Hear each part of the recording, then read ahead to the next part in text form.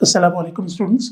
Hope you all are fine. In continuation with our discussion about hydrocarbons, आज हमने start करना है isomerism के टॉपिक को.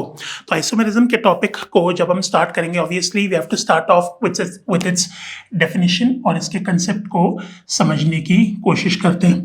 According to the definition of isomerism, it can be classified as a phenomena in which substances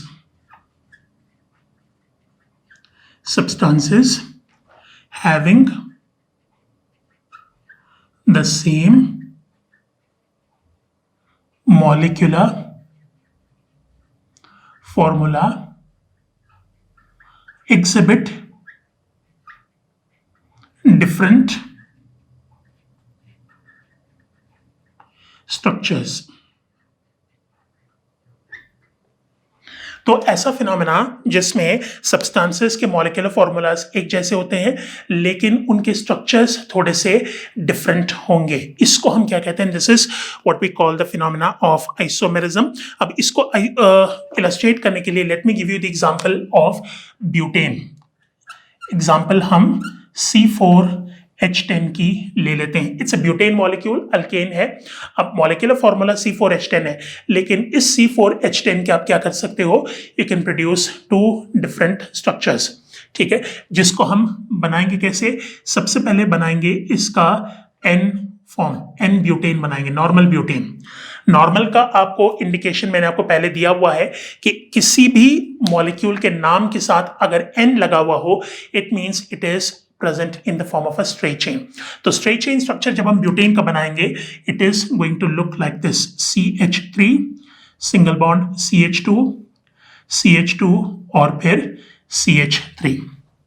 This is how a molecule of N-butane will look like. ठीक है. दूसरा क्या है? स्टेप नंबर 2, पॉइंट नंबर 2 में हमने क्या करना है? इसका जो दूसरा स्ट्रक्चर बनाना है, that will be isobutane. Iso means एक ऐसा स्ट्रक्चर जिसमें एक carbon atom maximum 3 carbon atoms के साथ जुड़ा हुआ हो. ठीक है, तो उस स्ट्रक्चर को अगर बनाना है तो इस CH3 को उठा के आपने यहां पर लगाना होगा. यहां पर जब लगाओगे और यहां से हाइड्रोजन को निकाल के यहां पर लगाना है. Now when you do this, ये स्ट्रक्चर आपको दिखेगा कैसे? लाइक दिस: CH3, ये CH2 CH हो जाता है और ये जो CH2 है ये CH3 हो जाएगा. इस CH3 को उठा के यहां पर आपने अटैच कर दिया, तो इससे आइसोब्यूटेन प्रोड्यूसेस. तो ये दो structures you can clearly see कि they have the same number of carbon and hydrogen atoms जैसे यहां पर मॉलिक्यूलर फॉर्मूला में लिखा हुआ है. This is what the phenomena of isomerism is all about. You will find substances which will have the same molecular formulas but they will exhibit different structures. ठीक है, तो ये है सिलसिला इसका. अब नेक्स्ट स्टेप में आपने क्या करना है? नेक्स्ट स्टेप में आपने आइसोमेरिज्म की करनी होगी क्लासिफिकेशन. तो यहां पर हम क्या कर लेते हैं? Let us give the heading classification on the basis of what? On the basis of the type of isomerism that exists. आप क्या कर सकते हो? इसको 2 डिफरेंट फॉर्म्स में क्लासिफाई कर सकते हो. एक जो फॉर्म है इसको हम क्या कहते हैं? We call it as structural isomerism. इसको स्ट्रक्चरल आइसोमेरिज्म कहते हैं. That's the first type.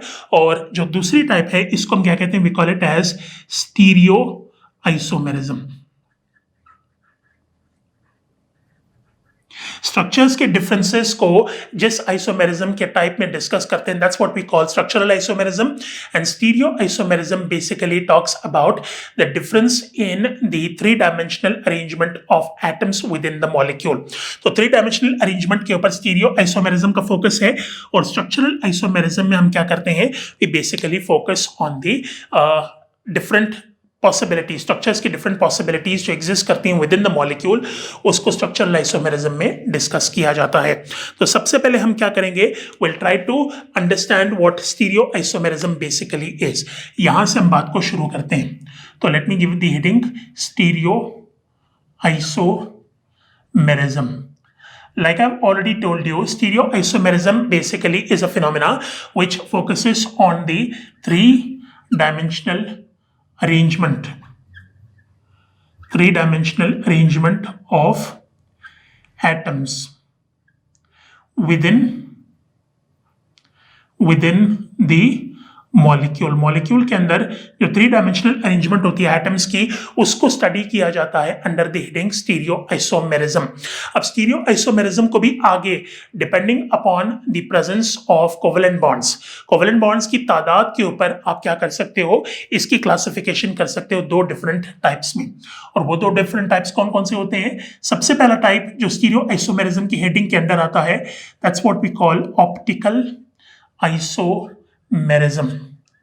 याद रखें, ऑप्टिकल आइसोमेरिज्म का जो फिनोमेना है, it is only applicable on those compounds which contain single covalent bonds in their structure. ठीक है, सिंगल कोवेलेंट बॉन्ड्स के दरमियान जो है यानी जो कार्बन एटम होगा जिन पर सिंगल कोवेलेंट बॉन्ड मौजूद होगा, उसकी रोटेशन को स्टडी हम करते हैं ऑप्टिकल आइसोमेरिज्म में।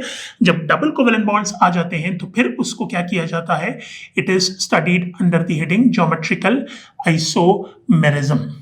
The geometrical isomerism is for those molecules which contains a carbon-carbon double covalent bond. और कार्बन-कार्बन अगर सिंगल कोवेलेंट बॉन्ड्स मौजूद होंगे तो उसमें हम ऑप्टिकल आइसोमेरिज्म को स्टडी करते हैं। तो यहाँ पर इसको मैं मेंशन कर देता हूँ कि इसमें कार्बन-कार्बन सिंगल कोवेलेंट बॉन्ड्स होने चाहिए और ज्योमेट्रिकल आइसोमेरिज्म में कार्बन-कार्बन डबल कोवेलेंट बॉन्ड्स मौजूद होने चाहिए।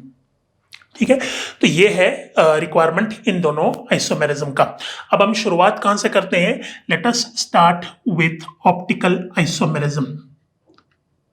ऑप्टिकल आइसोमेरिज्म को समझते हैं और ऑप्टिकल आइसोमेरिज्म में हमने शुरुआत कहां से करनी है? We got to start off with the concept of what? With the concept of a chiral carbon. Chiral carbon के कंसेप्ट से हम बात को शुरू करते हैं। तो फर्स्ट सब हेडिंग ऑप्टिकल आइसोमेरिज्म में, हम डायरेक्टली इसकी तरफ नहीं जाएंगे। Before you can understand what optical isomerism basically is, you need to understand chirality. Chiral carbon के कंसेप्ट को आपने समझना है। chiral कार्बन ये इंपॉर्टेंट इसलिए है बिकॉज जिन मॉलिक्यूल्स में कायरल कार्बन होगा वो ऑप्टिकल आइसोमेरिज्म के फिनोमेना को शो कर सकते हैं, और जिनमें कायरल कार्बन मौजूद नहीं होगा वो क्या नहीं कर सकते, they won't be able to show the phenomena of optical isomerism. तो ऑप्टिकल आइसोमेरिज्म का पूरा जो कंसेप्ट है वो टिका हुआ है कायरल कार्बन के ऊपर। What exactly is chiral carbon? Chiral carbon वो कार्बन एटम होता है which contains 4 different groups attached with it. ठीक है, carbon to which 4 different groups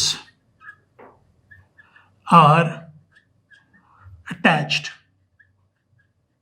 is known as a chiral carbon.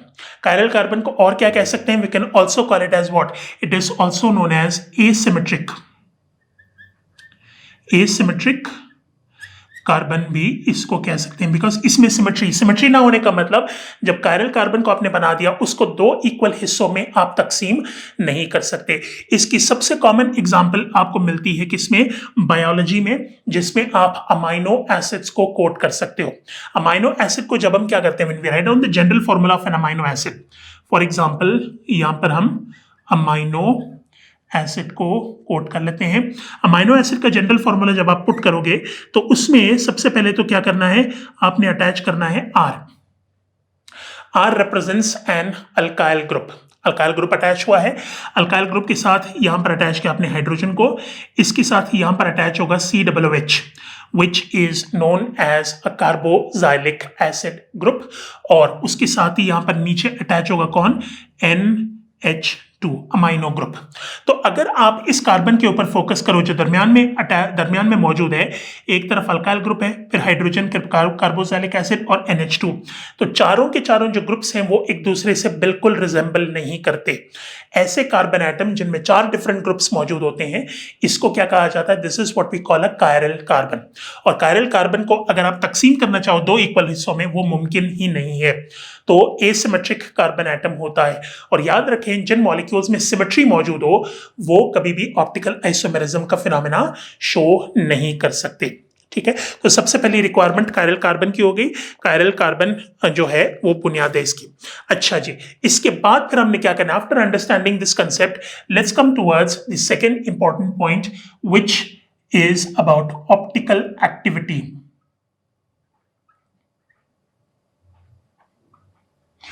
Optical activity में हमने क्या करना है, we got to have a look at what, we got to have a look at compounds which have the ability of rotating plane polarized light. ठीक है, तो उन compounds में ऑप्टिकल एक्टिविटी मौजूद है, इस तरह आप कह सकते हो। तो इसको अगर आपने क्या करना है, इसको अगर आपने डिस्क्राइब करना है इन योर ओन वर्ड्स, तो यू कैन से कि ऑप्टिकल एक्टिविटी में compounds,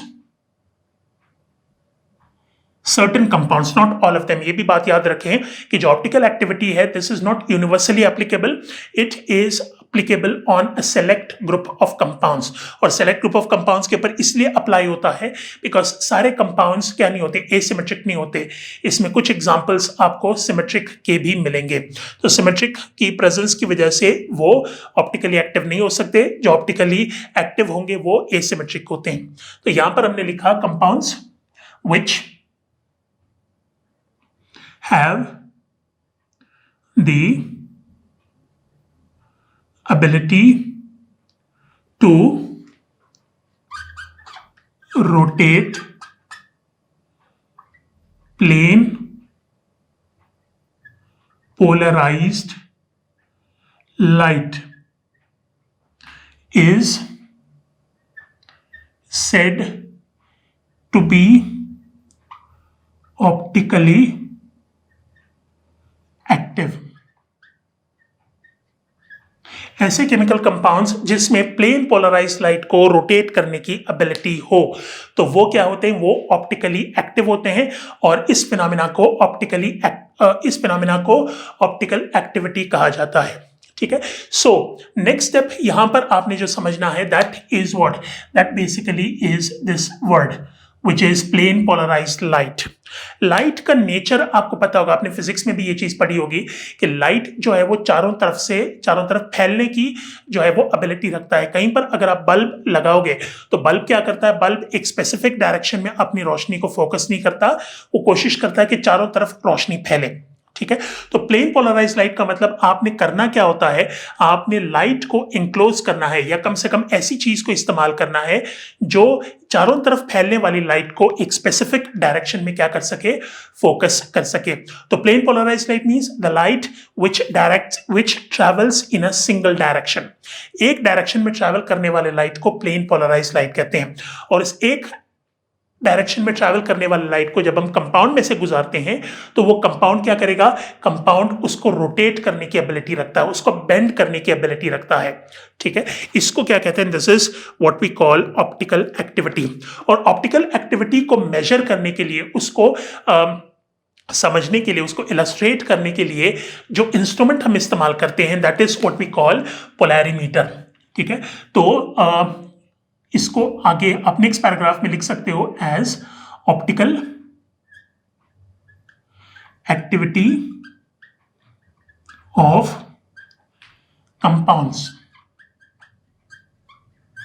compounds can be observed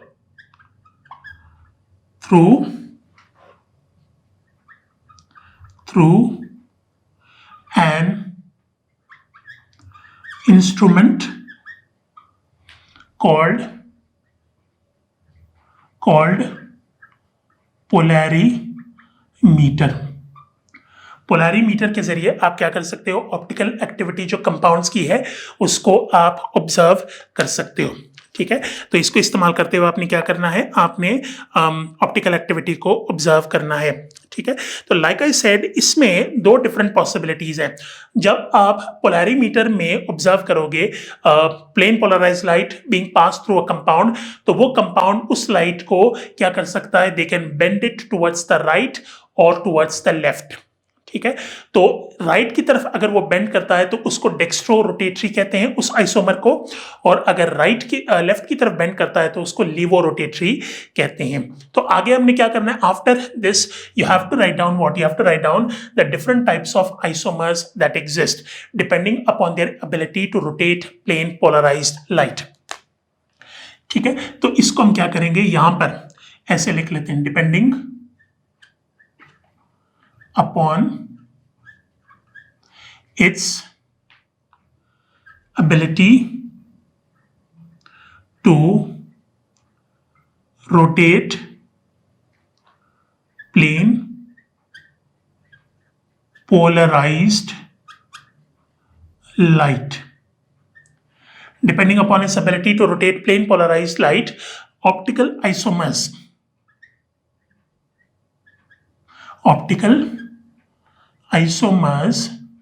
are of the following two types. Depending upon its ability to rotate plane polarised light, जो ऑप्टिकल आइसोमर्स हैं वो basically होते हैं दो किस्म के. लाइक आई सेड, एक होता है डेक्स्ट्रो रोटेटरी, दूसरा होता है लिवो रोटेटरी. तो इसको भी यहां पर क्या कर लेते हैं, मेंशन कर लेते हैं. Number 1, dextro rotatory. Dextrorotatory is always indicated with the help of plus sign से इसको इंडिकेट किया जाता है. तो डेक्स्ट्रोरोटेटरी कौन सा आइसोमर होगा? The isomer, optical isomer which rotates the plane polarized light towards the right की तरफ जो रोटेट करेगा प्लेन पोलराइज्ड लाइट को, जो आइसोमर रोटेट करेगा उसको हम क्या कहते हैं? That is what we call dextrorotatory, जिसको पॉजिटिव से इंडिकेट किया जाता है. और जो दूसरा यहां पर आइसोमर होगा उसको हम क्या कहते हैं? We call it as levo rotatory. Levo rotatory कहते हैं. और लीवो रोटेटरी आइसोमर्स को आमतौर पर हम रिप्रेजेंट करते हैं माइनस के साथ, नेगेटिव साइन के साथ लीवो रोटेटरी आइसोमर्स को इंडिकेट किया जाता है. तो ये कौन से होते हैं? इसकी भी डिस्क्रिप्शन ऐसे ही है. Optical isomer which rotates the plane polarized light towards the left.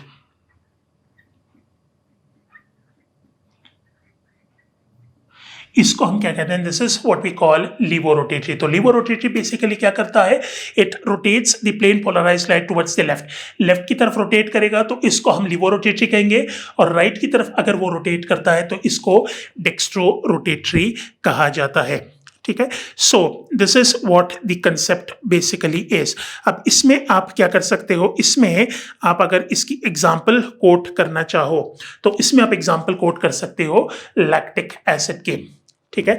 तो एग्जाम्पल के तौर पर let us quote lactic acid. तो नेक्स्ट जो हेडिंग होगी that will be optical isomers of lactic acid.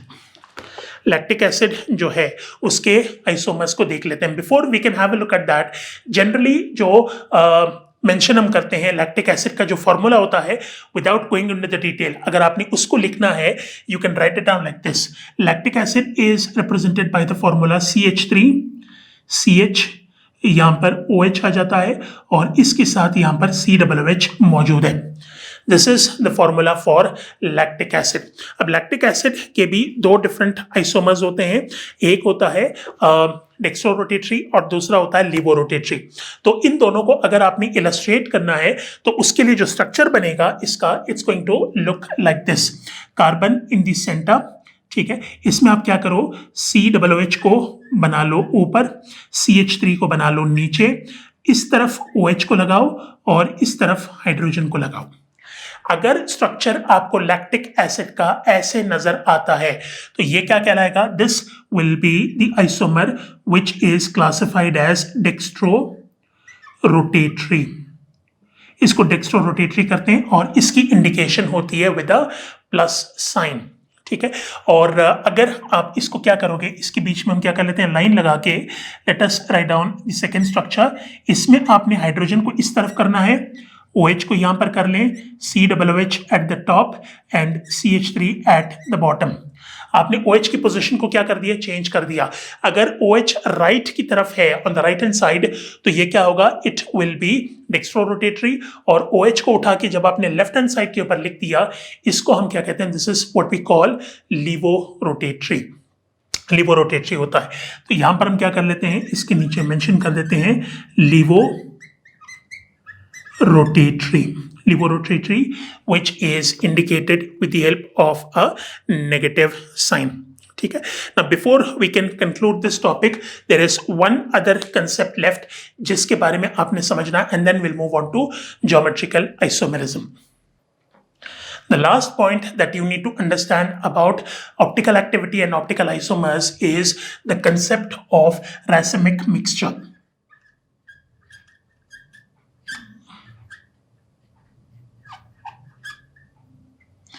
Racemic mixture का मतलब equal quantities of dextro and levorotatory isomers को जब आप combine करोगे and form a solution, ठीक है।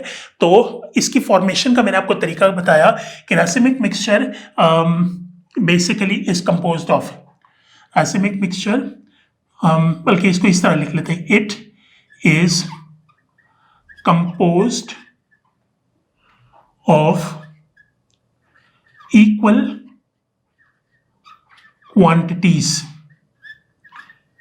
इक्वल क्वांटिटीज के बाद इसको आप क्या करोगे, इसको मजीद क्लियर करने के लिए हम लिख लेते हैं इसको लाइक दिस कि इसके अंदर क्या होता है, 50% dextro rotatory and 50% levo rotatory isomers.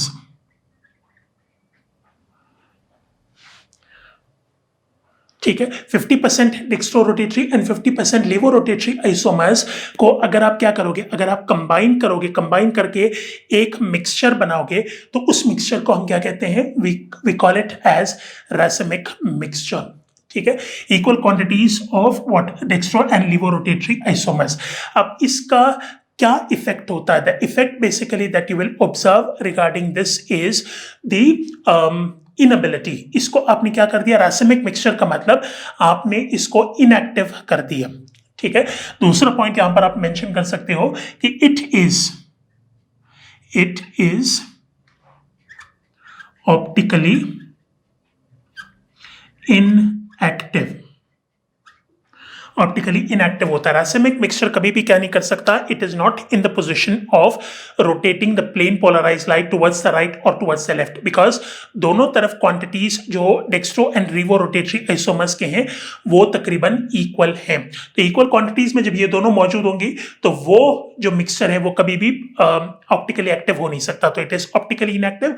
और इसकी कॉम्पोजिशन को भी हमने क्या कर लिया, इसकी कॉम्पोजिशन को भी हमने समझ लिया। तो ये सारे के सारे मेन points हैं which are basically present in what, which are basically present in optical isomerism. इसको हमने इसको हमने कंप्लीट कर लिया। कंप्लीट करने के बाद अब हमने आना है किसकी तरफ, let us try to understand the concept of what, the concept of geometrical isomerism.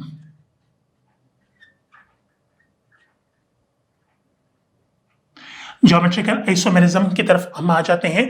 सबसे पहला पॉइंट तो इसमें आपने ये लिखना है कि it is also known as, it is also known as cis trans isomerism.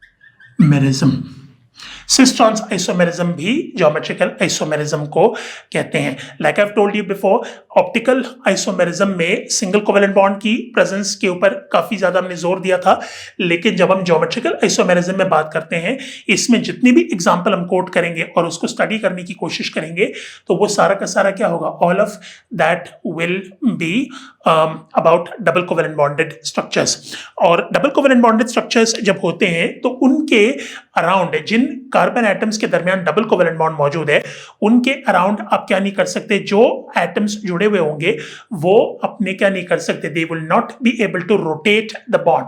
Rotate करने का मतलब थ्री डायमेंशनली अपने पोजीशन को चेंज करने की पोजीशन में नहीं होते। जब थ्री डायमेंशनली वो अपने पोजीशन को चेंज नहीं कर सकते तो फिर उनकी पोजीशंस हो जाती हैं फिक्स्ड। जब पोजीशन फिक्स्ड हो जाती हैं तो फिर आप क्या नहीं कर सकते, आप इनमें ऑप्टिकल एक्टिविटी का कंसेप्ट अप्लाई नहीं कर सकते।